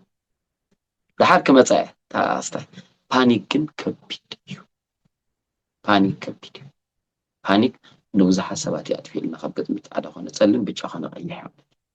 أتي سالس هاي النريو very serious media حاجة أبزي لأنك أنا كور النبرة بخير لها طريقة أكلاتهم صوتهم ميديا أنتاي مسيلك حاجة توم مسحت جزيرة يوتيوبرز وي فيسبوك رسنوا لهم ديستو على نجار نتندأتوا ونجنزب ده عيري لهم بر نايسب هو ترايو كنزلنا ميديا نجله واتساب نجله ميساب نجله واتكول ستاي حاجة بس يوم دري إذا لو تندأتوا أنا تبتات جنزب بر انتاي أبي وسب انتاي تسألوا أجبر الله مسرات حبرت سبنا نميدي حدش حدا مسمت ترى عرق أنا مسوتون ما توي بالكان مالتكوا يا أخي بتزرع رباطي بقى كنا عاخد خون سبيلان نعود خون سبيلان حجيت ميديا نمنتا إنه ما حنقت زايدهم تلك شموم بزي قبرون تزوج أيقنا ناتهم شو ترى يكونون وجه أفتناتهم رأسي نايبولو شم نايدلو نيحولو نيحفتلو نايولادالو نايبيت سبالو نايحبرت سبالو نايفلتهم الله بمولو يوم دبلا شو ودلو تعدا رأي حجي كنزول قاتم يتبر فيسبوك كنزول يتصود الله يوم جينا مالتي لازم ساعانو لا عقمهم لا ميديا بزح حسابات أبلاش تترابعي زي فلوس زي مخنياتها ونديم زبلوه نحنا جن أجانن تاوينا نبلو أجانن تاوينا نبلو تنقلا دقمتي من البات تحبرت سب ماتت بشموم تنقلا بسؤلهم تدقم دقمتي بيشاركم تقول تجبر نجار فلاك أنا أفتنا كريستوس هو تدي متيوم يسرح له تلاقينا هو يسرح نايموت منفس نبلو زي بصالة الفوز ماله زي بصالة الفوز نايموت منفس تخيل حمشة نريو زي تكون كوين رأي كارسخ تكسس خاسي كم زي تكون كوين كادرس خانة لا يستجبر درسها ترى خلنا خس دربح نقدر دلك أخوي يسمعك اجي كابي بقى استدعى الكازي قال سب امنا قطو تبالا شو تخوينو قال سب امنا رغوي تخوينو قال سب امنا حاصير تدا خوينو قال سب امنا دخا تدا خوينو قال سب امنا صلمن دحرازي هو اذا تاخون مسيلكا انفراريت كومبلكس تبحال مشالو رأسه متحت ندات سمع اسمعه رأسه متحت كابت تقولصو لحدا مقدي اغريسيفيتي مش اغريسيف يخون السبات سلام تاخل رقيصوم خي الله خن مالتي كم تتحاسوني كونكم اذا كن بصح خيس لزي كل نوح خيس لزي كل فاينال بتاعصوا مالتي بينو مزحت زي بايزو يا فيت ودي الله زمسلو مثلنا اسالك تخونك مጨረሻ محنات الله انداس حق اكستريم صح اكستريم صح رايو قال حجي سب حقوس يدو مسلو نتي يلا خان دبل دمصي يبقى يدلو نت أوروماي دبل دمص بقعكم كان دبل يبقى يدلو نت دچنقو دلو بخلت ነገር ይግለጽ ወይ ኤክስትሪም ሰሓቅ ወይ ኤክስትሪም ቁጣዓ ማለት ንጉስኩም ዝኾነ ይግባዕባ እዚ እቲ ናይ ውሽጢ ሻቅሎት እዩ እቲ ናይ ዲፕረስ ኾውን ኣሎ ውሽጢ ይጠፋ ኣሎ ውሽጢ ማለት ዘይንቡር ነገር ኩሉ ካብ ኣምላኽ ወይ ካብ ሰይጣን ይኾን ብሎ ማለት ፋይናሊ ታውሳኒ ኾዛኹ ኣብቲ መጨረሻ ንሪኣ ምግላል እዚ ምግላል ድሓር ምስተሓንቱም ክረአይና ድሓር ሰባት ኣገሊሎምኻ እዚ ፍላይ ከምዚ ሕጂ ብሃይማኖትካ ከገልሉኻ ኽእሉ ብኢኮኖሚካ ከገልሉኻ ኽእሉ ብዓሌትካ ከገልሉኻ ኽእሉ ብቐለምካ ከገልሉኻ ኽእሉ በቲ ዝውረ ወረ ከገልሉኻ ይኽእሉ ብዙሓት ግዜ ዘቃጥሞም ፍላይ ከዓ እዚኦም ካብ 13 ክሳብ 17 18 ሪኢኻ ኣለኻ እንዳተገለሉ ምስ ከዱ ኣንፈት ይጠፍኡ ቤተሰብካ ኣይርድኡሎም ቤተሰብካ ኣይርድኡሎም ስለዚ እዚ መስል ሰብ سوق إلى رأسه كهب أي كأني رأسه حلا أي كأني بتاع فاينل نزارة بعرفتي مصله عرفت كهذا كل شيء كان معرفة مكتي أوف كمان تبر موت عرفتي كنا موت نايت ذا العالم هوت كمان سي اتزمت ذا العالم من بارسي تناعد مجمرعي بعزوي موت نمجمرعي قعزي نزل العالم دي خالي حوخ نبر نزل العالم دي 5 أملاك نبر نمجمرعي قعزي زين 7 سماين ده العالم ده ينتهي مسلم سيطان أفتر رؤسهم تايزم تصلوا ويسبات ويرؤسهم بعلو تعرف كمان لك أتود كمان كابزل لخير مالتي زي حلمهم دي فتصام استاكوني ولا حج زي أنت داعي ليه نافتي ملكتات ناي سوسايد كريم سوسايد كحنا قدر اللي زلوا سب رؤس خطف دلي حدا خون خيل بمستخون خيل وبمنتهي خون خيل بكنا تكم خيل خيل فكرة تكم خيل شقود تكم خيل بحجرو سبك اللي خدلي كلهم زحت يجي شو رايكم كل جزء مسوه ملكتات الله حدا سبسي ناكوميتات يمرحكم زلوا ملكتات الله قصر حدا أبي وتريا مجلاد تجلاد يجمر بيني يخون دلي تبالكاراس تعلكم الأرض وي أبعثوا جزاء سلمت خندل تستوعبكم ولا بسلمت يعطوه جزاء بك I don't want to talk بالخلا نسترا مالت كاتاليسي كاتالي زنقر زخادخم بينك خون دلي يقللو بيني كون دلي أبصلمات بيني كون دلي أبصلمات بيني كون دلي أبصلمات أبجزا إذا وانت رأسهم صل لهم مال تا كاليتي to the extreme دخانة دنجت نا أكلات كستاي مقدار كبدت مقدار زحجي سقاين ديو دنجت أكلتي بوتاينا خريو مالتي مصنع ترخبه to the extreme مقناس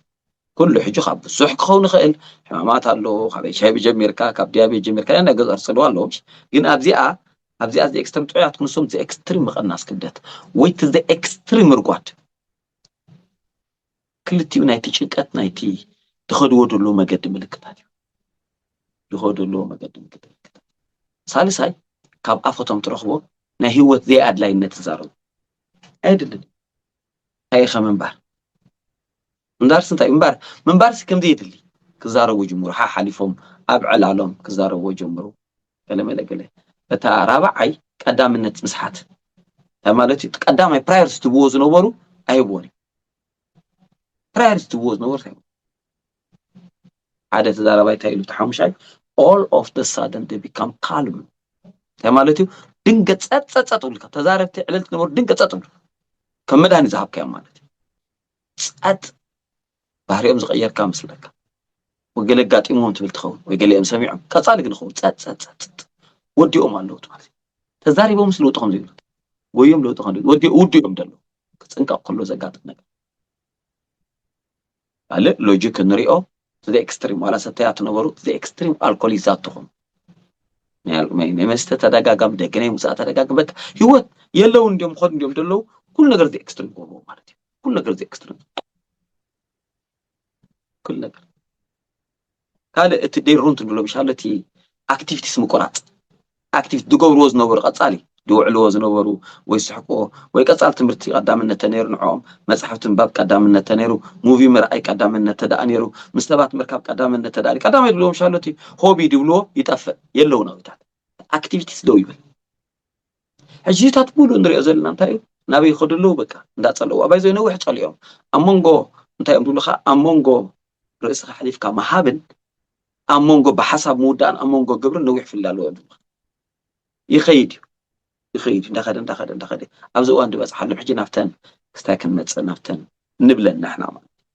جي نحنا بتي أنا خزارب كله كم حدا بيت أمنتوي منفسه ومرحيته يكون خزارب جنرال بزوح أودينس لزلو قمت أدي خزارب مالك كم سيجنال استرايم تيوم زلها قدام هاي زي emergency كيد محجي 911 مش ولخا 911 نخلو أبعال حجر أمريكا فلا كندا أمريكان جن I think 988 عنه كنز ملك تدرا خلو ويتوزدو حاجة حتى اللي خاوي حاتتي 988 دول خا بزحت جزارة وأنا ديني مخانو عفلتكم خلا I think مثلا لبع الأمريكا غير مكازي صنع كواسي كان 4-5 عامة دي I think أمريكا تنور سوا صحافة لي تسجاجي خا ريال لكن تأسمعي ناي اسخانه متفق سمع كالو قالو ديك تحدث تخيل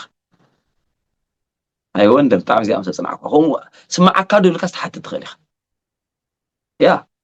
اجي اود لكم مالتي ابانا او بحالي مستند عرب على دنو جد هذا فلت كوان او متصنع كم سرعه تحدث تخيل انت يم دلو تحدث كم سرعه غير ما كاي ملسل كايدو يسكم سمع عنده ابز اوانيو ناي امرو اما اكستاي اما خرت له ناي امرو بتاعنا ما خرت له نوم تحت له احنا خاخمنو له حجينا صلوت ممصا هاكاي كسبر زلو كتنتي وات كورليشن ناي تنقل عالم ناي متت عالم كون سلازغل كتصليلو نان بل مالتي حال كم سرعه عنت ويد زربا نبرك زربا بوغني كن 4 تيب كيبي مالتي السخا قداميتي اب كم ذا عينت مود لهم كصالو سمعوا سلو تخلو እንደቀና አንተርጎም ሎ ሚና ይለና ያለው አደቀናና ترجمنا نردو بناس تسولنا لو مخاليا صباح كاليا كلهم تم عبيت بوتا بصيحهم زلو political set بولو business area بولو بت spiritual part كف مصايو بت بكل توب تودوصحو حلمتاتهم تفصم بكل حدا اوان ديبرست ترستخون سباتي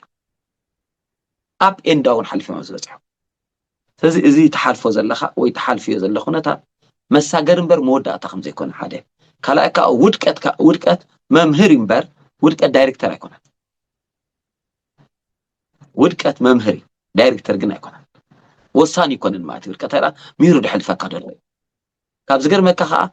ውድቀት ካብ ፐርፌክትነስ ወይ ድማ ካብ መልአት ክጅምር ዝገብረካ መሳርሒ እዩ ስወደካ ኢኻ ሙሉእ ኮንካ ጅምሮ ከወደካ እንታይ ትፈልጦ ከመይ ጌርካ ሙሉእ ትከውን ስለዚ ውድቀት መምህር ኮንካ ክትብገስ ዝገብረካ እዚኣ ሓንቲ ሓዝዋ ካልኣይ ክብሎ ዝደሊ ተዳ ኣሎ ቬሪ ሲሪየስ እያ ካልእት ነጥቢ ሓደ ግዜ ብፈተንካዮ ዘበለ ትወድቕ በቲ ሓደ ትወድቕ በቲ ሓደ ትኸስር በቲ ሓደ ተፋእካ ካብ ዝገርመካ ቤት ወዲ ናይ ዝብሙሉኡ ማለት እዩ ሓንቲ ብድንገት ትመፅእ ባና ኣላ ጮራድክት ባና ድንገት ዓወስ ንኩሉ ይሽፍኖ ኣብ ጉዕዞ ህይወት እየ ድብል ዘለኹ ነዚኣ ይሰብ ሚስ ትገብራ ብኩሉ ቆዲቃ ፀኒሕካ ድንገት ማለት ድንገት ሓደ ግዜ እንታይ ትብለና ሓንቲ ደሲ ሰብኣይ ሓሚሙ እታ ሰበይቲ ካብ ስራሕ ወፂኣ ቶም ቆልዑ ሙሉኦም መረብሑን እዮም ኢላቶም በትና ተዘራርባ ፋሚልና በይከምሩ ቆልዓ ያኒ እሽቲ እሕሳስ እንደ ኢላ ኣነ ዶክተር ክኾን ጥራይ ትብለና ነይራ ኢላ ዛረብ ከላ ማለት እታ ሰበይቲ ኣይተኣምኒ ኸይዳት ወላ ሃይስኩል ከም ዝኣተው ዘንጊዕየ ነይረ ኢላትካ ባይዞ ሰንዓ ጥራይ ኮነት ነቲ ከተማ እያ ፀዊዓ ሙሉ ሕጂ እቶም ቆልዑ ሽዑ እሲ ኢላትካ ሽዑ ምስ ተባራበሩ ምስ ተወስኦስ ድሕሪኣ ድማ ዓበይቲ እዮም ኢላትካ ሕጂ ካልኦት ሰባት ሕጂ ብገለ ሰብዲ ባዕልኻ ዲ ገለ ባና ኣላ ትውላዕ ትኸይድ ነዚ ብሙሉእ ክሳራታት ካሽፍኖ ማለት እዩ ተስፋ ዘይምቑራፅ ካልእ ዕድመ ጥዕና እንድሕሊኹም ቁፅሪ እዩ ዕድመ ኸይድን ዕድመ ቁፅሪ ይነው ኣብ ዝሓለፈ ግዜ ናይ ማራቶን 10,000 ምናልባት ጎግል ገብሮ ትኽእሉ ኢኹም ኣበይ ናይ ዓዲ ምዃን ግን ጎግል ገብሮ ስለዝኽእሉ ዝዛረቡ ዘ ወዲ 9 ዓመት ናይ 10,000 ኪሎ ሜትር ትጓዓዙ ቀዳማይ ወፂ ኣነ ነቲ ዕድመ ከምዚ ኢለ ፌክ ድዩ 9 የለኩም ዘለኹ እጅታይ ኻቶ ኤኣይ ድዩ ኣይኮነ ጥዕና ድሓን ዕድመሲ ቁፅሪ እዩ እንድሕር ዳኣኹም ዝብልዎ ብትኽክል ጥዕና ትሒዝናዮ ብዙሕ ዕድላት እዩ ዘለኩም መንእስያት ስኻ ዛረብ ዘለኻ 20 30 40 50 ዕድመ ኣብዛ ዓዲ ደቂ ሱሳት ክላስ ኣውትዮም ኮርሳት ወስዱ ኣብ ዓድና ከዓ ብናይ ዓድና ከይትኸዱ ኢለካ ድሕሪ 40 እዮም ዝብልኻ ብናይ ዓድና እስኪ ትኸይድ ዝብለኩም ዘለኹ እቲ ክንወዞ ዘይብልና ነገር ስለዚ ተስፋ ኣለኩም ካልእ ሜዲኬሽን ምጥቃም ኣመንተ ዳኾንኩም መድሃኒት ምውሳድ ሓጢኣት ኣይኮነን ዘይምእማንካ ኣይኮነን መድሃኒት ሕክምና ምኻድ ሓጢኣትን ዘይምእማንን ኣይኮነን ክትከዱ ትኽእሉ ኢኹም ኣብ ማኸርትኹም ክትመፅኡ ያ ንኪ ኣፌት ወዲ ቴንክ ዩ ኣይ ቲንክ ሲሪየስ ሕቶ እንዳ ነይራ ብጣዕሚ ፅቡቅ ግዜኻ ወሲድና ኣላ ተመሊሳ ኢለ ተስፋ ዝገብር ኣምላኽ መስገን እንታይ ክብል ፀኒሐሲ እዚ ብሉእ ተፃዋታይ ኩዕሶ ቴሪ ኦንሪሲ ሓደ ግዜስ ኣብ ከምዚ ዲፕረስ ኣትየ ነይረ በቃ ብጣዕሚ ስትረስ ገይረ ነይረ ገለ ኢሉሲ ድሕርቲ ናይ ፀወታ ዘመኑ ክዛረብ ርአዮ እሞ እቲ ሰብ ግን ብደገ ክሪኦ ከሎስ ጀስት ከም ሓደ ዕዉት ሰብ ወላ ሓንቲ ዘይሓለፈ እዩ ዝርኢ ለካ ሕጉስ እንዳመሰለ እውን ሰብሲ ክስታይ ይገብር እዩ ማለት እዩ መንእሰይ ይፍላይ ያ ቴንክ ዩ ኣፖስትለይ I think 10 دقيقة ኣለዋና تا ካልእት ሕቶ ሓተካ ሞኒ just ተኻልእ ኣብ ኔክስት ክስታይ ክንገብሮ ማለት እዩ እታ ካልእት እንታይ እያ ብዛዕባ እዚ ናይ ሞቲቬሽናል ስፒከርስ ምሽ ኣለዉ ክስታይ ዝገብሩ ኣለዉ ከምዚ መደብ ገይሮም መንእስያት ወላ እውን ዝተፈላለዩ ክስታያት ይህቡ እዮም ሕጂ ኣብኡ ብዙሕ እንታይ ትርኢ ኢኻ ኣፖስትለይ ሓንቲ ትብላ እንታይ ኣላ ንሕና ሲ ሰልፍ ጋድ እምበር ሰልፍ ኮንፊደንስ የብልናን ኢኻ ትብል ሕጂ እቲ ናይ ሞቲቬሽናል ስፒከር ክዛረቡ ከለዉ ግን ሞር ነቲ ሰብ እንታይ እዮም ዝገብርዎ ናብ ነብሱ ክጥምት ኣለካ ትኽእል ኢኻ ገለመለ ሽዑ ምስ ከደ እቲ ሰብ ምስ ፈተኖ ኣብ ውድቀት ይወድቕ ክገብር ኣይክእልን እሞ ድሓር ናብ ዝተፈላለየ ጭንቀትን ስትረስን ይኣቱ ሕጂ ኣብ ከምዚ ናይ ሞቲቬሽናል ስፒከርስ እንታይ ትብል እንታይ ትብለና እንታይ ተዛሪቡ ሓደ ሰብ መሲልካ ሞቲቬሽናል ስፒከርስ ዘልምዕዎም እምበር ዘጥፍእዎም ሲኣድዮም ትቁፀሮም ኢሉ ሕጂ እንታይ መሲልካ እቶም እንታይ እዮም ዝገብሩ ሰሌክት ገይሮም ሰባት በትናቶም ሞቲቬት ኮኖም ኣብ ገለ ተዓወቱ ይርእዩ ፈቲኖም ተስፋ ዝቆረፁን ተጨነቆም ካብትናቶም ክላስ ወፂኦም ኣብ ክስታይ ዳኣተውን ቁፅሪ የብሎም ንምንታይ ሲልካ ናባኻ እንዲ ንጠሙትኻ እቲ ሞቲቬት ንምግባር እንዲሁ ሕጂ ትኻ ሓፀርቲ ቪድዮታት ትልቀቕ ኣይዞ ፍሌር ናይ ኣምሓርኛ ሕጂ ተበገስ ሓደ ይደልዕ ኢሉ ኣይዞ ምን ይዤ ነው የምነሳው እስኪ ንገረኝ ኢልዎ ነቲ ሕቶ እንደማይክ ይቦሞ ካበይ ካበይኻ ተበጊስካ ስኻ ዝበፅሕካ ኢልዎ እስኪ ንገረና ሕጂ ዘይከውን እዩ ሰብ ኣብ ኣምላኽ ተስፋ ክገብር ኣምላኽ ኣጆኻ ክብለካ ከሎ ኣብታ ኣጆኻ ትብል ደገፍ ውሽጢ እቲ ዝልከልካ ታቃል ኣይገርመካ ኣምላኽ ቃሉን ናይ ሞቲቬተርስ ቃልን ናይ ኣምላኽ ቃልን ይኸምፃልኩም ደለ ኣጆኻ ተይሉስ ኣብታ ውሽጢ ኣሜን ተልካስ ትሕግዘካ ሓይልላ ተፈዊስካ ኢኻ ተልካ ኣሜን ተፈዊስካ ኢልኒ ተልካስ ኣብታ ተፈዊስካሲ ፈዋሲ ተሓይልላ ኣነ ኢናትካ ምክንዋን ምቅናዕ እንድሕር ኢሉስ ኣሜን ተልካያስ ኣብታ ውሽጢስ ዘቃናዕ ሓይሊ ሂብ ይሰደፍካ ኣብቲ ውሽጢ ምስ ሓይሊ ይድኣቱ ናባኻ ማለት እዩ ዘረባ ኣይኮነን ክእለት ኣለዎ ኣብቲ ውሽጢ ቃል ኣብቲ ናትካ ናይ ቢሊቪንግ ሲስተም ትበሃል ኣለና ምሽ ንዕነትናትካ ቢሊቪንግ ሲስተም ሲ ካብ ጭንቀትካ ተስፋ ቆራፅ ኣውፅኡ ናይ እምነት ሰብ ድገብረካ ሓይሉ ኣብቲ ቃል ሞቲቬተር ዘረባ እዩ ኣየር ድወስዶ ንፋስ ትወስዶ እዩ ወላ ሓንቲ ሞቲቬት ኮነ ይትኽእል ኢኻ ብኸምኡ ሕጂ ኣነ ንዕኦም ሰሚዕ ሰብ ተለይተበገሰ ሓደ ካልኣይ ኢነ ፖዘቲቭ ወይ ከዓ ተወሰዶ በቲ ሓደ ከዓ ይብል ንገለ ሰብ ይኾን ዶ ተልኩም እወ ኣጆኻ ካብ ሞደ የውፅእ መልእኽቲ ካብ ሞደ የውፅእ መልእኽቲ ኩሉ ሻዕ ካብ ኣምላኽ ንገለ ሰብ ግን ክኾነ ይኽእል እዩ ፍፁም ውድእ ተስፋ ደሎ ምሻ ኣሎ ቃል ኣምላኽን ናይ ኣምላኽ ነገርን ከኣምንን ክድገፍ እንደ ከኣለ ሰብ ኤተስ ትኸውን ይኽእል ኤተስ ሰብ ኣጆኻ ትብሎ በዞም ሞቲቬተርስ ጌርካ ኢኻ ኣምላኽ የለን ዝብለካ ደሎ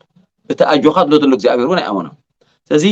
ንመን የድብል ኣነ ነቶም ክርስቲያን ኣብ ክርስቲያን ዶም ዘለዉ ደይኮነስ ኣብቲ ኒው ክሪኤሽን ሪያሊስት ዘለዉ ብክርስቶስ የሱስ ዘለዉ ሰባት ዳግም ተወልዱ ኣብ ፀጋ ኣምላኽ ክውከሉ መጽሓፍ ቅዱስ ግብረ ሐዋርያት 13 ንኹሎም ከ ኣብ ፀጋ ኣምላኽ ክውከሉን ክድገፉን ብኡ ክቕፅሉን ሓዲግናዮም ከድና እዩ ዝብል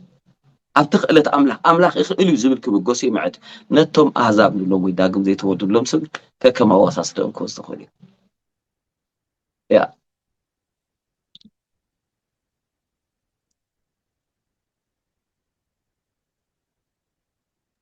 Thank you, Apostle. Yeah, ንምንታይ I ይኹን think ደካ we already motivated ማለት እዩ ኣብ መጽሓፍ ቅዱስ already ሲ አንቆሖም ይዝብለካ መንፈስ ኣምላኽ አንቆሖም ዘነቃቅሕ መንፈስ ኣለዎ ኣማኒ ተዝርእሱ ዴዲኬትድ ድገሮስ ንቃል ኣምላኽን ንጸሎትን ሓገዝ ኣምላኽን ዝኾነ ኣነቃቅሕቲ ይድልዮን እዩ ቶም ኣነቃቅሕቲ ገሊኦም ከማን ካብቲ ኣነቃቅሕ ቃል ኮይም ዝወስዱ ካናትና እዮም ዝወስዱ ካብቲ መጽሓፍ ቅዱስ እዮም ዝወስዱ ሓቀይ yes ጎልያድን ዳዊትን ደምፅልካ ንምንታይ ዲያንብብ ከይንብርካ እኮ እዩ ሂስቶሪካሊ ይጥቀሙ ሊኦም ቲዮሬቲካሊ ይጥቀሙ ሊኦም ማይንድ ሰብ ናይ ምስራይ ሰብ ይጥቀሙ ሊኦም ብሬን ዎሽ ንምግባር ይጥቀሙ ሊኦም ብዙሕ ነገር ይጥቀሙ ቶም ሞቲቬተርስ ግን ኦልሬዲ በገሲኡን ካብ ተቃሊማ yeah. Thank you, Apostle. I think እሳሴት ሓተከ ብክስታይና ክንወዲእና ኣፖስትለ እዚኣ ናባኸ ንዓኸ ካብቲ መልስኻ ብዙሓት ከኣባይ ጀሚርካ ክንመሃረላ ኢላ ይሓስብ ኣፖስትለይ ሕጂ ኣብዚ ሰዓት እዚ ወዲ 20 ዓመት ሕጂ ተመለስ ትትምለሲ እንታይ መልካና ወይ እውን እንታይ ምገበርኩ ወይ እውን ከምዚ ምገበርኩ እዝን መስተኻኸልኩ ትብሎ ንዓኻ ክንመሃረሉ ወል እጂ እንታይ ተትምለስ እንታይ ምገበርካ ትብል ኣብ ዘለኻ እንታይ ጌርካ ክምልሰል ርአያ ኸመሲልካ ያፊት ወዲ ሕጂ ኣነ already ኣስተውዕለላ ኣብ ዘንድ መጻኽውን 34 ዓመቴ ንጎይታ አገልግለ ደለኹ ብንእስነተይ ገና ኸለና ኢና ማለት ሕጂ ያ እንታይ ጌረ ኩሉ ሻዕቶ እዩ ፋክት መተዓቢትና ብዙሓት እንዲኦም ካብቲ ገለ ዝዝክርዎ ነጥቢ ክዝብለ ይከሉ እዚኣ እዮም ዝዝክርዋ ኩሉ ሻዕ እንታይ የድሎም ነይረ ኣነ ዕድመይ ይኸይድ ኣሎ ሕጂ እንታይ ጀሚረ ቁርብ ናብታ 10 ዓመት ትብል ቃል ቅድሚ ምላሰይ እንታይ ገይረ ኣነ እቲ ንኸዶ ዘለና መንገዲ ብትኽክል ከምታ ኣምላኽ ዝሓስቦ ከምዘይለናን ከምዘይበፅሓናን ዝተረድኣኒ ኩሉ ሻዕ ምስክርነቱ ነቐምጥ እየ ኣለኹ ተምሃሮ ዩኒቨርሲቲ ኣብ ቻፕል ውፅእ ምስፈልካ ማለት እዩ ክስታይ ሎካል ተኻሪም ነይሩ ካንሸለያት ተኻሪሙ ዝነበሩ ከዓ መፅሓፍቲ ናይ ኣምላኽ ሰብ ብዙሕ ካብ ደገ እትው ነይሮም በዚ ኣጋጣሚ ናይ ሽዑ ዝነበሩ ናይ 94 93 ገለ ተምሃሮ ዩኒቨርሲቲ ከየድነቕኩም ክሓልፍ ኣይደልን ኣነ ፍታ ቻፕል ይድውዕል ነይረ መፅሓፍቲ ናይ በዓል ጀኖስ ይኸፅል ናይ በዓል ዲኤል ሙዲ ይኸፅል ናይ በዓል ቻርልስ ጂፊን ይኸፅል ናይ በዓል ስሚዝ ዝግል ዝወረስ ይኸፅል ናይዞም ብምሉኦም ፓትራሪክ እዚ ፓትራሪክ ኣብ 1978 ናብ ኣየርላንድ ተኣምራት ድገርናቱ ኦልሬዲ ኢምፕረስ ገይሩ ነይሩ ሰብኣይ ማለት እዩ ሕጂ እንታይ ክኸውን ጀሚሮ ሽዑ መሊሰ ምስ ተፅናዕኮ ኣብ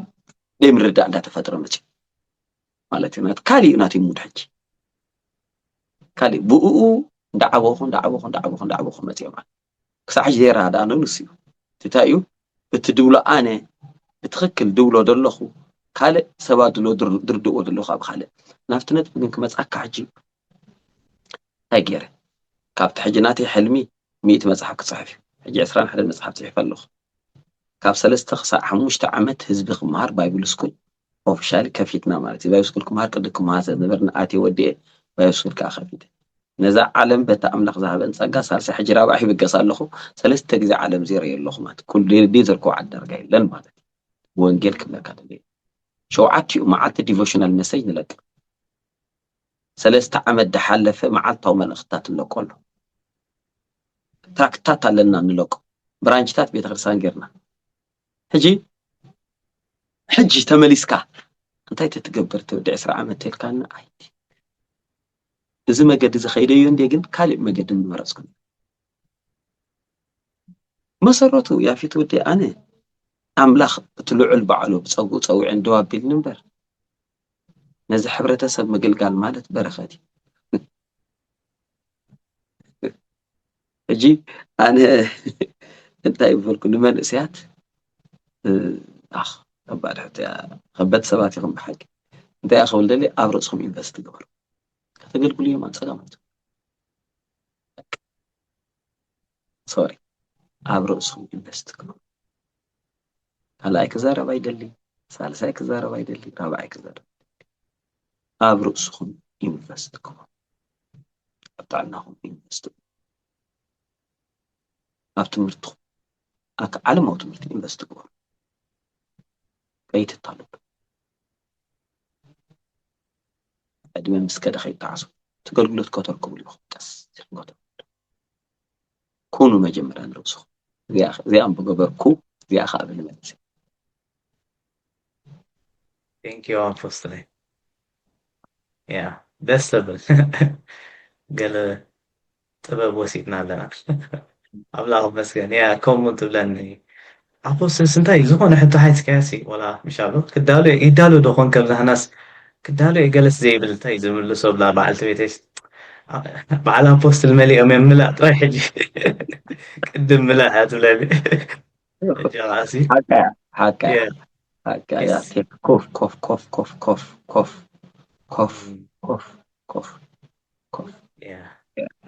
اللهم مسكن thank you Apostle دلو حفتين أباخ الفاموني صوت عطويا جزيون كده نعم حقي يا فيت حاوس خون بيت أول حق على الكلام زنا بركانات وذات amazing يعني مجرش مالتي أبوسلك سخانتنا برختنا إياها زاويرنا عنا اللي فتيرك عن زي خون مغني تسمعني كابخ بزحنا أنا مار سبيشال بزعبان جزاء بس إكزارب تخونا أنا كاب أبوسلز بوصل كون غير سبيشال أب كريستوس زلني أطعم تازغير أبوسل بتمرتاتو مالتي كلاس أكايدو خريا كله كم زين كم عد كله كم بخوينو كم كله نجار مات بمنفساوي بخلو نجارنا سخنا برختنا إياها كله سب بزح سبي خابها مار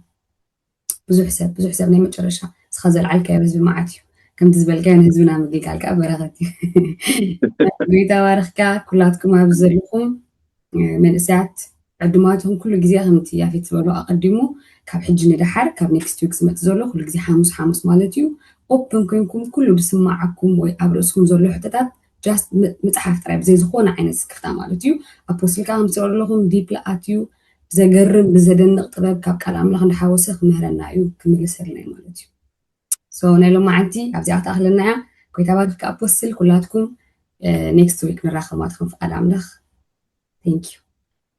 شالوم أدعو يتا يسوس فقراء أملاخ حبرات من فسكول بساخاتكم شالوم كم تخاتاتلتنا من البات لم معلتي كريستوس يسوس كم تهوتو زهبني هوتي كبود اللي أمونين سحات صالات كتسلي دلي اتولو إذا أنا زولق الدد لحري دقنا كدما أملاخ نغرات قويتا يسوس يمسكنا كاللخ قالكا سمع جزيس تزهب كاني أنا حتي أتنيا يناخي نسخاص لي كتبل كاو سماي كم زمتاكا كم تسقلكا كم زموت كان تسيكاون أبيمان أملاخ كم زلخا وملوء لبي يأمن بافيكا يمسكر اللخ ويتا يسوس هوتكا كم زهب كاني حج لبي هبكا اللخ لا تقبل كاني تمسكن حجاني داقم توليدي حتى فترة كويني